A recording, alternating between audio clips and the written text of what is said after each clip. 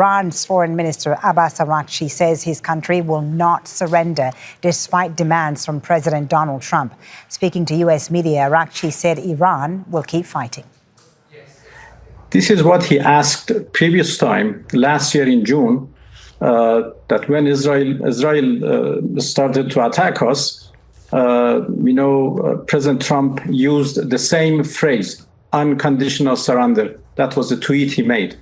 And that didn't happen.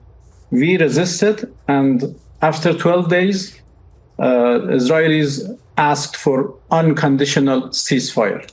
So we never give up, we never surrender, and we continue to resist as long as it takes. We continue to defend ourselves, and we are defending our territory, our people, and our dignity.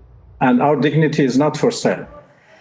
President Donald Trump is threatening to expand the U.S. operation on Iran. He spoke to reporters earlier on board Air Force One.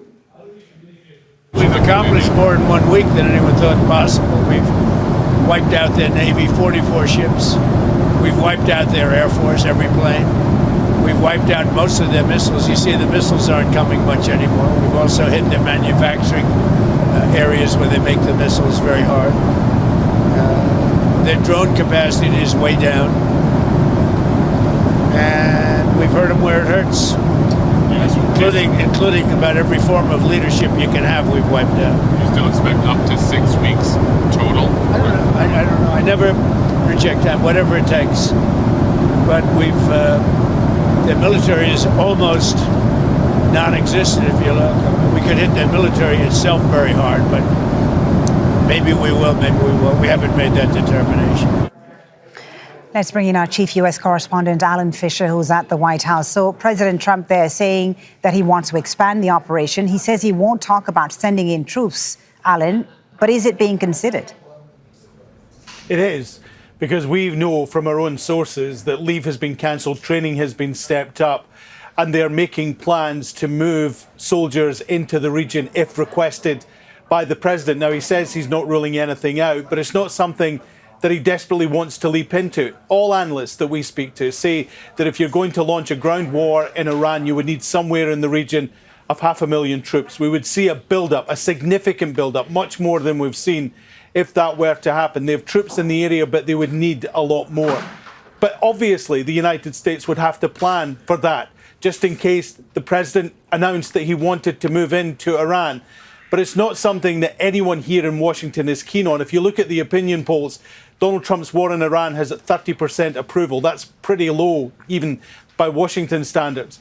Now, if you add into the fact that there would be a ground war, that number goes down significantly. So it may be something that is on the table, but not something that most people in Washington, and certainly not the president, would jump into lightly. It is now day 9. We're entering the second week of this war, Alan. The Americans say it's going better than expected. Does that mean that the 4 to 6 week timescale that President Trump initially mentioned is being reconsidered? Well, he mentioned 4 to 6 weeks, but didn't lay out what the achievement would be. Now, of course, on Friday, he said unconditional surrender of Iran.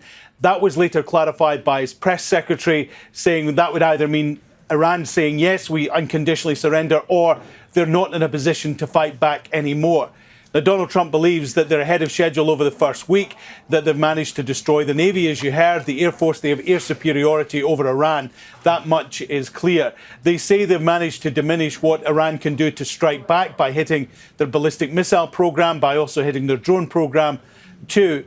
But 4 to 6 weeks, that's kind of open-ended. One, because it means they continue operating at this sort of level, but they will at one point run out of targets. And two, whether or not they have enough munitions. Now, Donald Trump says we've got more than enough to carry out the war, but we know they're still moving more men and material into the region.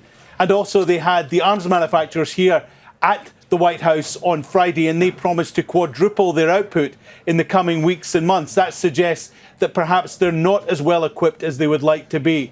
So 4 to 6 weeks remains the target, remains what Donald Trump has said, but he needs to lay out what the clear goal is of that period. And certainly the longer it goes on, the less support he has both here and on Capitol Hill.